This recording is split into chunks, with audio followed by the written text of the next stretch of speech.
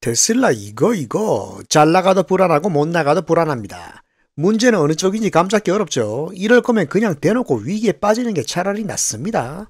일단 일론 머스크는 자신감이 넘치는데 로보택시 성공을 무조건 확신하는 거죠. 알다시피 안 좋은 건 안 좋다고 솔직하게 말하는 사람입니다. 이게 한 달 전까지만 해도 전시 모드였는데 갑자기 상황이 반전된 거죠. 우선 가장 큰 전환점은 바로 트럼프입니다. 시장이 제일 민감하게 반응하는 건데 트럼프 당선이 확실시되죠. 민주당까지 기정사실화합니다.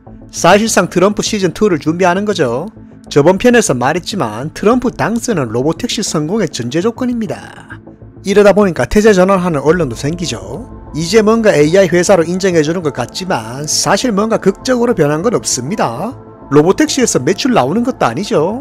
이건 부분이 아니라 전체적인 관점에서 봐야 돼요. 언론이 말하는 건 결국 AI입니다. 사실 이게 전부 이유가 있는데 슬슬 생성 AI 거품이 꺼지는 거죠. 결정적인 이유는 돈이 안 된다는 건데 기대치만큼의 경제 규모가 안 되는 거죠. 이게 사람들이 감을 잡아가는 건데 샘 알트먼이 말한 게 슬슬 의심되는 겁니다. 아무리 봐도 마케팅 같은 느낌이 드는 거죠. 자, 이러다 보니까 애플까지 버블이란 말이 나옵니다. 실제로 애플도 곤란하죠. 아이폰 16이 매출을 견인하지 않으면 AI 버블이 터질 수 있다는 거. 문제는 아이폰 16이 잘 되더라도 이게 AI 매출을 의미하는 게 아니죠. 그러니까 생성 AI에 대한 기대감이 로보택시로 넘어가는 거죠. 시장은 AI 광풍이 계속되길 원한다는 의미인데 테슬라는 이런 기대를 감당해야죠. 알다시피 일론 머스크는 이런 거 싫어합니다. 테슬라 주가 비싸다고 폭락시킨 사건 유명하죠. 원래 이런 거 부담스러워하는 스타일입니다. 그런데 이번엔 완전 다르죠. 충분히 감당할 수 있단 말인데 도대체 이런 자신감의 근거가 뭐냐? 일단 에너지 사업 성장이 압도적이죠. 사실 에너지 회사 중에 이런 성장 곡선 가진 데 없습니다. 하지만 시장이 기대하는 건 어디까지나 AI입니다. 이거 블룸버그까지 미쳤습니다. 이런 언론이 말하는 테슬라 AI는 특징이 있는데 그냥 맥락 없이 AI 노래를 부르죠. 이야, 이건 좀 심한 거 아닌지. 이런 식으로 말해도 전문가 대접받고 돈 버는 게 신기합니다. 유튜버도 이거보단 잘하겠다.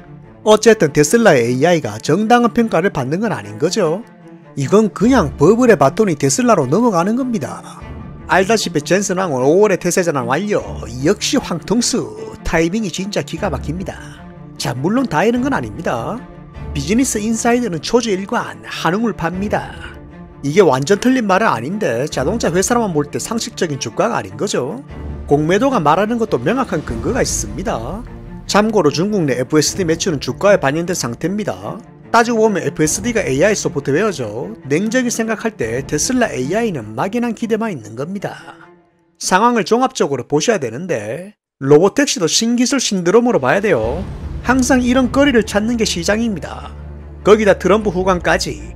사실 이런 환경적인 기대치가 극단적으로 반영된 건데 여전히 명확한 근거는 없는 거죠. 그렇다고 미국에서 로보택시가 잘 되는 것도 아니야. 사실상 적자 사업인데 여론까지 나쁘죠. 정치인은 못 잡아먹어서 난립니다. 웨이모는 규제 때문에 볼일 다 보죠. 게다가 테슬라는 사업 신청조차 안 했는데 그냥 이건 미국 시장 패스하는 거죠. 전망도 그리 좋은 게 아닌데 비즈니스 모델이 애매한 거죠. 이게 차량 자체가 비싸서 마진 내기가 힘듭니다. 냉정한 분석은 2040년은 내야 돈이 된다는 건데 이때까지 성공 못하면 그대로 적자입니다. 매출도 그리 좋은 게 아닌데 다 떼고 나면 순수익은 10% 정도입니다. 이거 일론 머스크 증명해야 되는 게 한두 개가 아니죠. 시장의 모든 눈이 테슬라를 주목하는 상황. 로보택시가 확신을 주지 못하면 그냥 버블 터지는 거죠.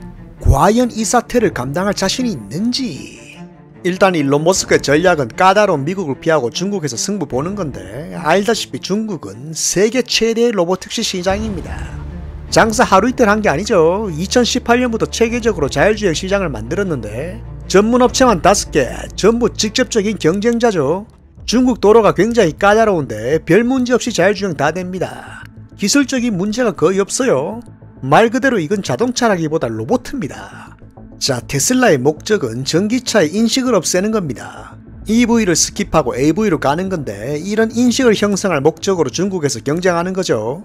여기서 테슬라가 내세울 건 비전 AI 기술력인데 이게 중국 시장에서 검증돼야 됩니다. 제가 자주 말하지만 성능 우위는 큰 의미가 없어요. 서비스는 선점기업이 절대적으로 유리합니다. 엄밀히 따지면 테슬라는 후발주자죠. 로컬 시장 이기는 건 기술 우위가 아니에요. 무조건 많이 쓰게 하는 쪽이 이깁니다. 그러니까 로보택시 같은 건 서비스 퀄리티가 관건입니다. 동남아에서 그랩이 우버를 이긴 이유는 철저한 현지 전략에 맞춘 빠른 개선입니다. 당시 우버는 기술력과 자본력에서 그랩을 압도했죠. 모빌리티는 단순히 기술이 좋다거나 돈이 많다고 이기는 게 아닙니다. 게다가 기술은 일정 수준에 도달하면 거기서 거기입니다. 결국 경쟁 우위를 결정하는 건 서비스인데 로보택시의 경우는 앱 서비스랑 충전이죠. 일단 현 상태의 테슬라가 로컬 서비스를 이기는 건 상당히 힘들죠. 그나마 할만한 게 충전 서비스입니다. 알다시피 로보택시는 새로운 충전 메커니즘이 필요한데 일단 테슬라도 무선 충전 기술을 개발하고 있죠. 그런데 무선 충전은 태생적으로 전력 출력이 낮습니다. 이게 열에너지 손실이 발생하기 때문인데 충전은 편해도 속도는 유선 충전 절대 못 따라갑니다. 그러니까 무선 충전이 압도적인 메리트는 안 되는 거죠. 여기서 테슬라가 내세울 수 있는 게 바로 슈퍼차저입니다. 테슬라 중국 매출이 압도적인 이유도 슈퍼차저 덕분인데 이걸 그냥 놔두는 중국이 아닙니다. 화웨이 중심으로 초고속 충전 기술이 개발됩니다. 이건 뭐 슈퍼차저 따라잡는 정도가 아니라 압도하는 건데 초당 1km 충전, 가솔린하고 별 차이 없는 속도죠. 이야, 테슬라 이거 미국에서 도망친 게 중국인데 알고 보니 지옥인 거지. 다시 말하지만 테슬라가 내세울 건 주행거리하고 비전 AI 두 개밖에 없습니다. 나머지는 실체가 없다는 거. 도대체 뭐 어쩌자는 계획인지. 알다시피 테슬라는 로보택시에 사활을 건 상황. 하지만 로보택시가 실패하고 평범한 자동차 회사로 전락하면 최악의 시나리오가 펼쳐집니다. 사실 이런 전망이 놀리는 것 같아도 명확한 근거가 있는 거죠. 오히려 불명확한 건 테슬라입니다.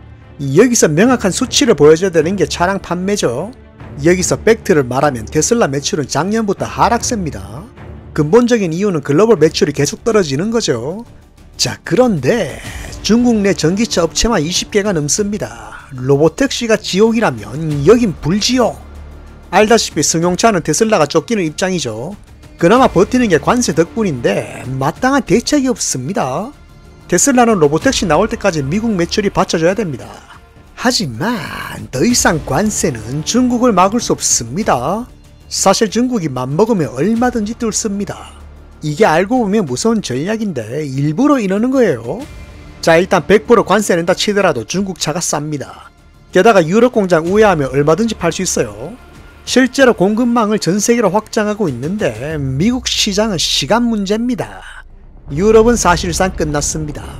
독일 같은 경우는 기업이 관세 풀어달라고 들고 일어나죠. 이게 왜 일어나면 중국이 독일에 파는 것보다 독일이 중국에 파는 게 더 많기 때문입니다. 게다가 자동차 필수 원자재 대부분이 중국산입니다. 미국이니까 그나마 버티는 거지 중국이 작정하고 나면 답 없죠. 그리고 중국은 세계 정복을 위한 함대를 준비 중입니다. 압도적 물량, BRD는 전용 항구까지 있죠. 진짜 요즘 중국 항구 터진다 터져. 600만 대도 모자릅니다. 이만큼 중국차 수요가 세계를 압도하는 거죠. 현재 중국의 주요 타겟은 동남아입니다. 태국은 그야말로 중국 전기차 전성시대. 이런 제3국의 시장부터 확실히 잡아가는 거죠.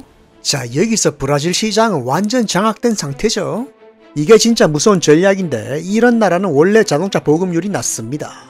브라질은 1000명당 220세대, 멕시코 329대, 인도네시아는 더 낮죠. 자, 이런 국가들도 소득이 증가하고 수요가 늘면서 가성비 위주의 중국차가 선호되는 겁니다. 그러니까 이런 국가들은 자동차의 표준이 전기차가 되는 거죠. 이거 동남아가 PC 스킵하고 스마트폰으로 간 것과 비슷한 현상입니다.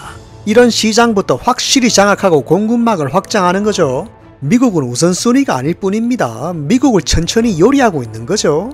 형세를 보면 중국이 전세계의 공급망을 장악하고 미국을 포위하고 있는 겁니다. 마치 공성전 같죠? 이게 전략인데 무리해서 공격할 이유가 없습니다. 세계적으로 중국차의 수요가 높아질수록 미국인들은 불만을 가지게 됩니다. 왜 중국차 못 사게 하냐? 불만 생기죠. 결국 소비자는 싸고 좋으면 그만입니다. 자, 중국은 이미 미국을 점령할 준비가 끝났습니다. 여기서 알고 싶은 건 중국차는 어떻게 이렇게 성장했냐는 거죠. 크게 4가지 이유가 있는데 압도적인 물량, 뭐 이건 말할 것도 없죠. 그리고 내수시장, 값싼 노동력, 게다가 중국 정부는 쇼미더머니급 지원이죠. 이런 환경 속에서의 무한 경쟁이 급성장의 비결입니다. 자신들이 원래 가진 강점을 극대화한 거죠. 중국의 약점으로 지적되는 게 독창성인데 뭐 다 뺏기죠. 자동차뿐만이 아닙니다. 전투기, 에펠탑까지 뺏기는 나라입니다. 중국차의 경우는 이런 단점을 장점으로 살린 케이스인데 독창성 뭐 이딴 거 필요 없어. 강점만 살리고 못하는 건 과감히 포기한 거죠. 이게 정말 대단한 겁니다. 이 시점에서 뺏기기는 더 이상 단점이 아닌데 비아디는 테슬라의 수직 통합까지 그대로 제안한 거죠. 이거 제가 자주 말하지만 못하는 거 붙잡고 목숨 걸지 말라는 거. 잘하는 거 더 잘하고 못하는 거 안 하는 게 진화의 비결입니다.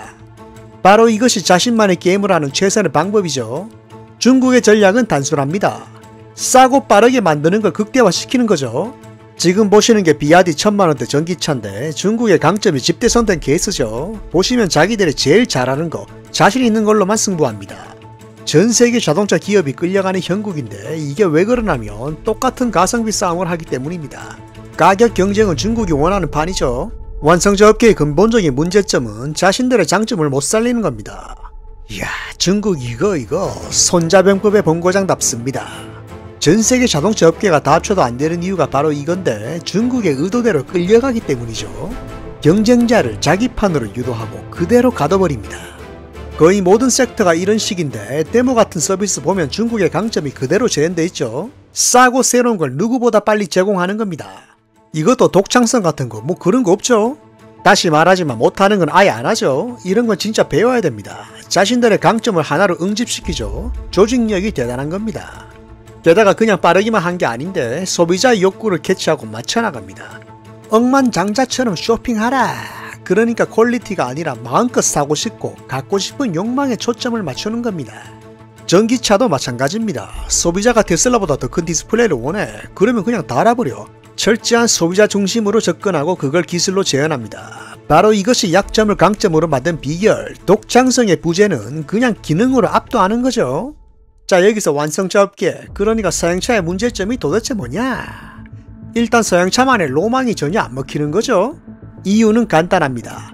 소비자가 원하는 걸 만들어야 되는데 자기네들 고집이 있는 거죠. 그러니까 예술하고 자빠졌다는 거. 전기차는 테크로 접근해야 되는데 서양차의 경우는 소프트웨어 업데이트보다 허세에 투자를 합니다. 실용성이 없는 거죠. 중국 차를 보면 자동차가 아니라 전자제품의 프레임으로 욕구를 충족시킵니다. 피드백 받으면 바로 개선하고 신제품 내는 거죠. 철저한 테크의 포지션입니다.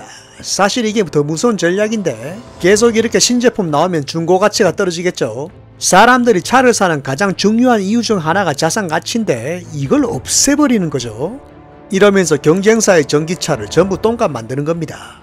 서양차는 자신들의 장점을 잊고 있습니다. 중국에 끌려다니면 안 되죠.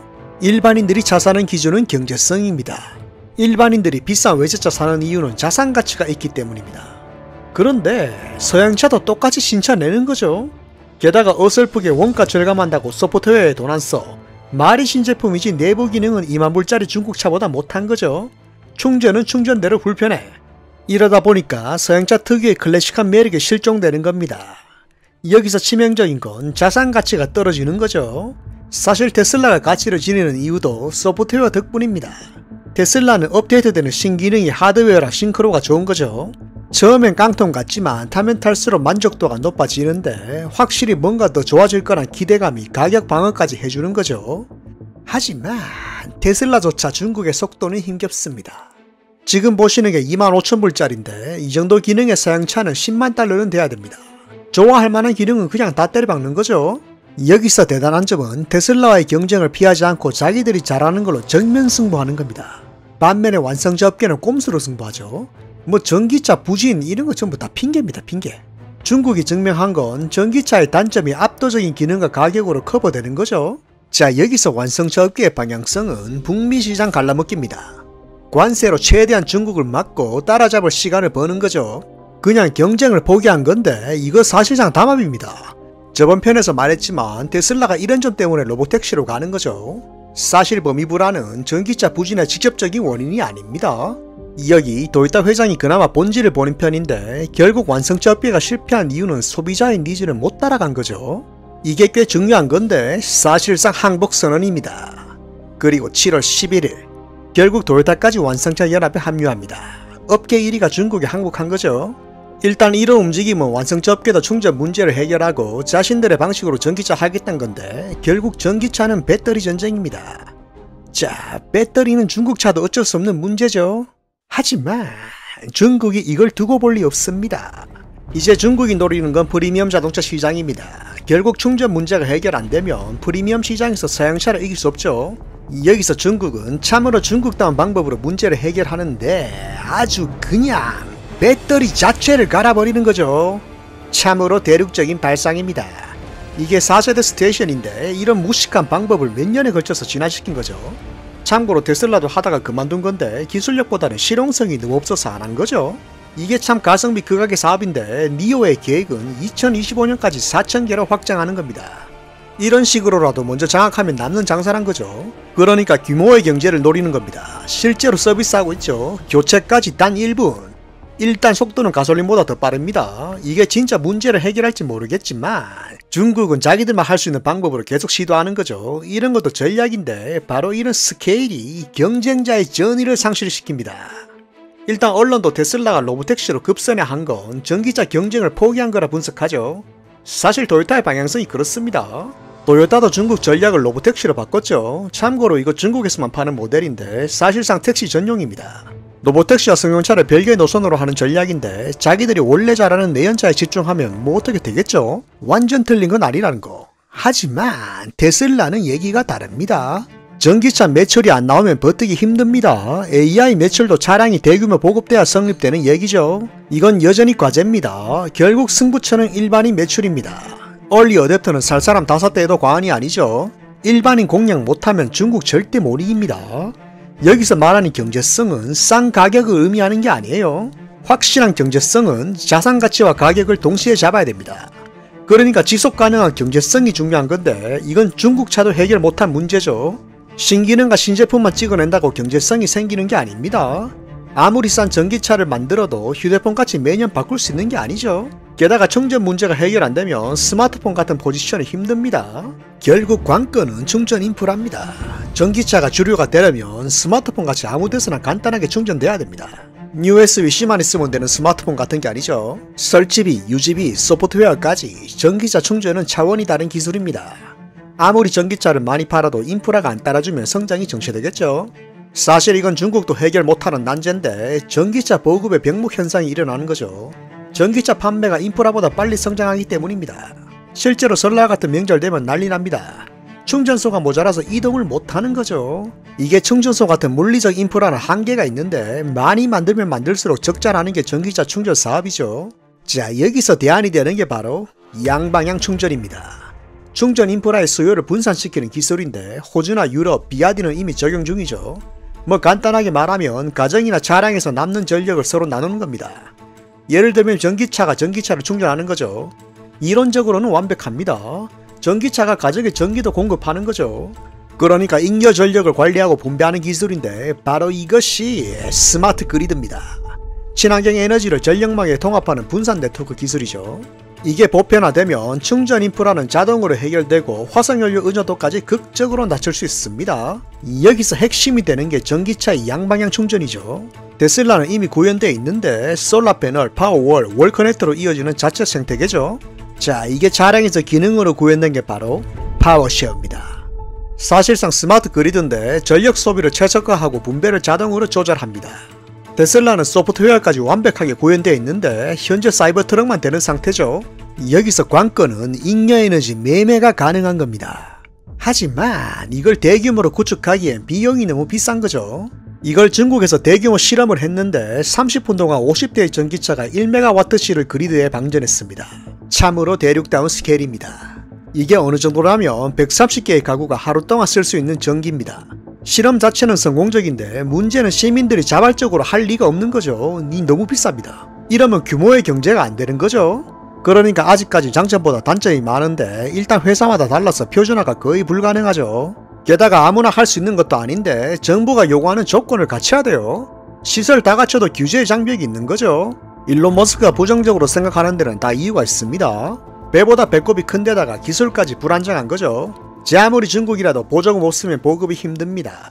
사실 계획경제가 양날검인데 급속한 성장에 사회가 못 따라가는 사태가 발생하는 거죠. 여기서 기업이 확실한 수익 모델을 못 만들면 지속 가능한 성장이 불가능합니다. 이게 어떻게 보면 중국의 한계인데 전기차 중심의 에너지 혁명이 문제일 수 있습니다. 정부가 밀어주든 말든 결국 자력 생존이 돼야 됩니다.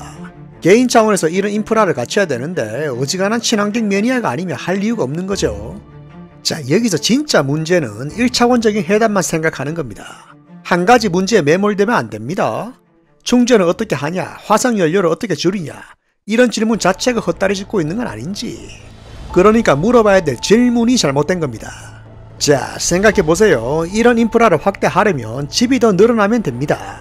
기존의 집을 뜯고 자시고 하는 게 아니라 친환경 주택을 늘리면 되는 거죠. 여기서 집을 짓기 위해선 땅이 필요합니다. 자, 온토로지 가동, 답 나오죠? 그러니까 이건 에너지가 아니라 부동산의 영역이죠. 그렇습니다. 주거 문제를 해결하면 에너지는 자동으로 해결됩니다.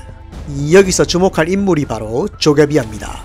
2022년에 테슬라 이사진 합류한 걸 알고 계시죠? 에어비앤비 나온 결정적 이유가 새로운 프로젝트 때문인데 에어비앤비 나오자마자 간 게 테슬라죠. 그리고 한 달 뒤 자신의 스타트업을 설립합니다. 이게 예전부터 에어비앤비 내부에서 하던 건데 사실상 부동산 프로젝트입니다.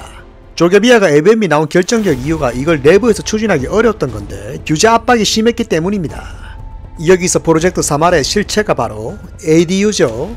이게 조립식 주택에서 확장된 건데 차고나 뒷뜰 같은 공간을 활용한 부수적인 주거 유닛입니다. 복잡한 부동산 프로세스까지 같이 해주는 서비스인데 원래 주택이 있던 땅에 추가적으로 건설되는 주택입니다. 자, 이게 그냥 집이 아닙니다. 여기서 조개비아가 작정하고 뚫은 게 규제죠. 사실상 모든 규제가 해결된 건데 클릭 몇 번으로 집 살 수 있는 구조입니다. 친환경 소재인 건 말할 것도 없죠. 보다시피 플랫폼에서 옵션 정하고 사면 끝입니다. 여기서 주목할 건 ADU의 기본 옵션이 자체 태양광 패널인 거죠. 이거 자, 뭔가 그림이 보이기 시작합니다. 주택 부족은 실제 문제죠. 생활비 계속 올라가지 집세는 또 얼마나 비쌉니까? 자, 문제가 크면 시장도 큽니다. 캘리포니아에만 자그마치 2천억 달러의 시장이 있는 거죠. 이 말은 이만큼 충전소가 늘어나는 거죠. 바로 이겁니다. ADU는 간이주택인 동시에 태양광 발전소죠. 그리고 ADU 소유주는 콘도처럼 집을 사고 팔 수 있습니다.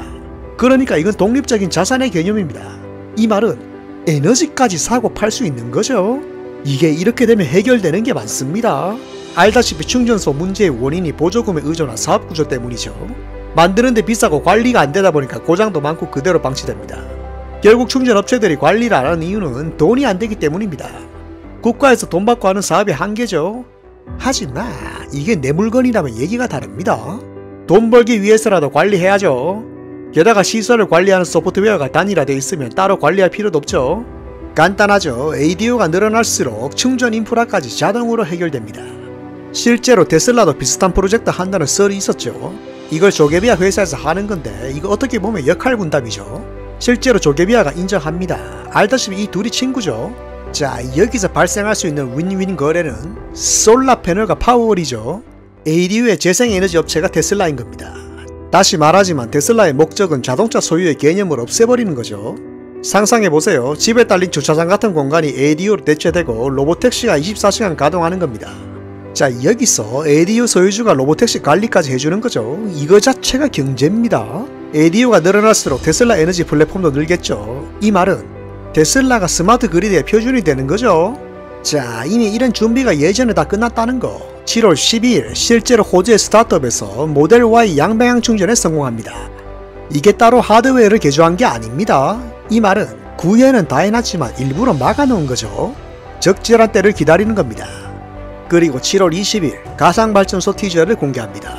이게 뭐냐면 테슬라 파워월끼리 스마트 그리드로 통합된 겁니다. 에너지를 사고 파는 모든 시스템이 완성된 거죠. 이런 거 전부 로보택시 프로젝트로 봐야 돼요. 이게 테슬라 차량에 연동되면 자동차의 개념이 사라집니다. 그러니까 전기차가 아니라 바퀴 달린 발전소죠.